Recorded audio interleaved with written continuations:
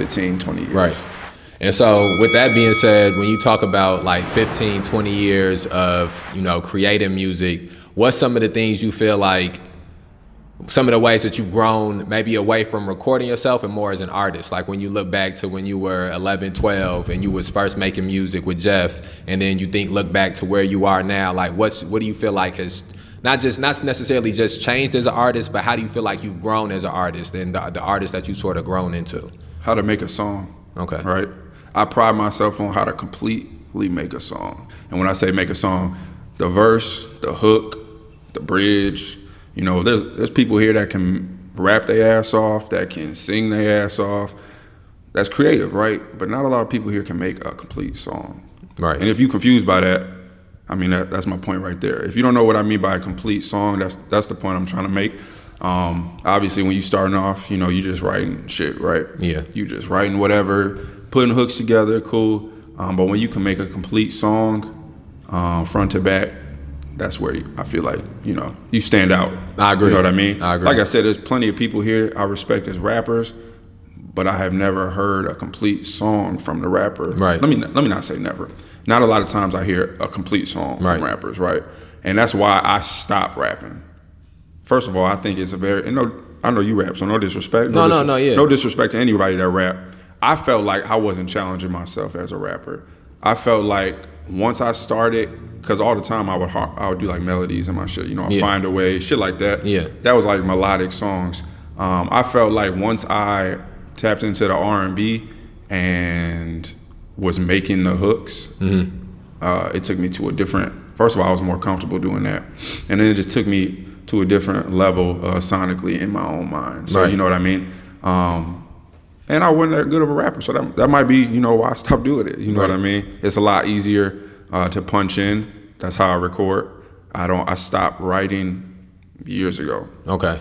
It's a lot easier for me to be in the moment, sitting in this chair with the microphone right here, just punching in, going off the top, harmonizing shit, and making the final product like that. So. Okay. And you said a lot there. It's a couple of things where it's like really important sort of pieces of information that like don't really get conversed about a lot, especially like locally. I think one of the reasons I wanted to do some of these things with different artists is to sort of to have deeper dives into the process of creating and different people's mindset in the process of creating.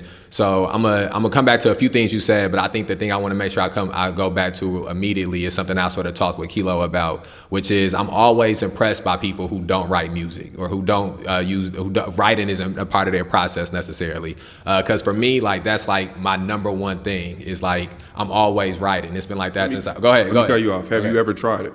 Now I have had experiences with it, and like I've had experiences where it came out well, where like I'm like typically doing a verse for somebody else, or like I'm doing something that's more on the spot, or like I do a lot of like making skeletons when I do songs, which you sort of know because I done shot you a few different times before, where I'll have like maybe 8 bars for the verse, I have a concept or idea, something like that for the hook, and as we keep going through, I might come into the studio session one day and I put 4 bars in right there on the spot, you know, but that's still a rare occasion for me. And I think I'm impressed by it. The same way I was talking about being impressed by people who can record and who can record themselves. I was talking to Kilo about this. I'm also impressed by people who they just do it in their head. Like a lot of the writing process for me is like there's something for me of having something in my head and then getting it written down on paper where I can sort of I would say like sort of like get the edges, fix the edges up, where it's like,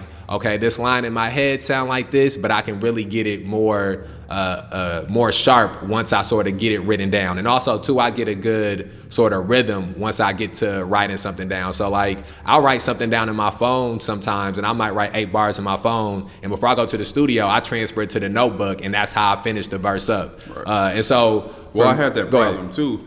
I would write, and then when I went to record, it didn't come out nothing like how I imagined. You know what I mean? So just doing it on the spot, I'm not about to waste them however long it took me to write that verse, because it don't sound nothing like I imagined it to sound. We're just gonna do it right there on the spot. Okay.